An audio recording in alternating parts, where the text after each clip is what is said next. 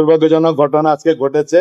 একটি যাত্রীবাহী মানে মিনি বাস ছিলেন, এখানে বেসিক্যালি আমাদের শ্রমিক শ্রেণীর ভাই বোনরা ছিলেন।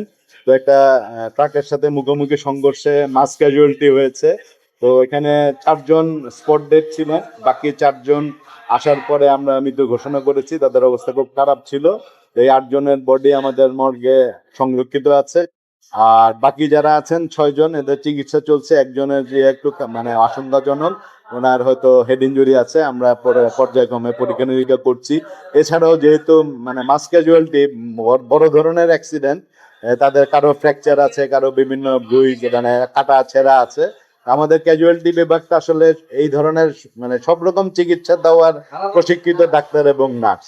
এখন মনে করেন যে যার হেড ইনজুরি আছে মানে প্রাইমারি পরীক্ষা নিরীক্ষা করে তাকে হয়তো নিউরো সার্জারিতে পাঠানো হবে। যার ফ্র্যাকচার আছে তাকে পরবর্তীতে প্রাইমারি ট্রিটমেন্ট কিন্তু যেটা মানে করা দরকার এটা অলরেডি এখানেই হচ্ছে। এরপরে বিশেষায়িত যদি চিকিৎসা লাগে, অপারেশন লাগে, সেটা মনে করেন যে নিউরো সার্জারিতে হবে, অর্থোপেডিকেরটা অর্থোপেডিকে হবে, সার্জারিতে হবে। আর যেহেতু ওনার একটা ইমার্জেন্সি ক্রাইসিস, সরকারের পলিসি আছে যে জরুরি চিকিৎসা ফার্স্ট। এখানে মনে করেন যে সরকারের তো এক্স রে করতে, সিটি স্ক্যান করতে বিভিন্ন রেট থাকে। এই ক্ষেত্রে আমরা ওনাদেরকে বিনামূল্যে করে দিচ্ছি, কারণ যেহেতু এটা একটা ইমার্জেন্সি সিচুয়েশন, আমরা ইমার্জেন্সি ভাবেই ম্যানেজ করছি। এবং প্রশাসনের পক্ষ থেকেও আমরা মানে চেষ্টা করবো তাদেরকে বিষয়টা তদারকি করতে এবং সর্বোচ্চ সব রকমের সহযোগিতা করতে।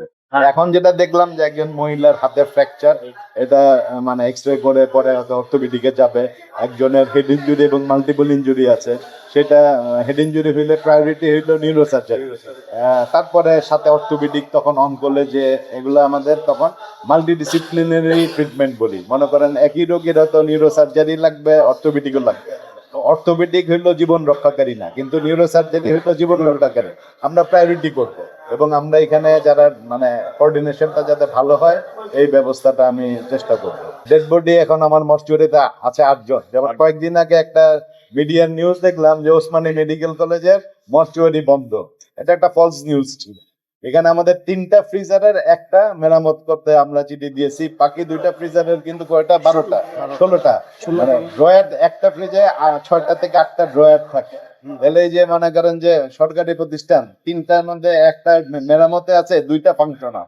তো এই তথ্যটা তখন ভুল ছিল, কিন্তু তার মানে এখন 8টা বডি কিন্তু মর্চুয়ারিতে আছে। এখন এটা মেডিকেল লিগ্যাল কেস, এখানে মানে পোস্টমর্টেম লাগবে কি লাগবে না, ঠিক আছে। এবং আমরা ডেড বডি গুলো হ্যান্ড ওভার এখন কিন্তু চেষ্টা করি বডি ব্যাগের মাধ্যমে দিতে, যাতে মানে মৃতদেহের প্রতিও সর্বোচ্চ সম্মানটা প্রদর্শন করা যায়।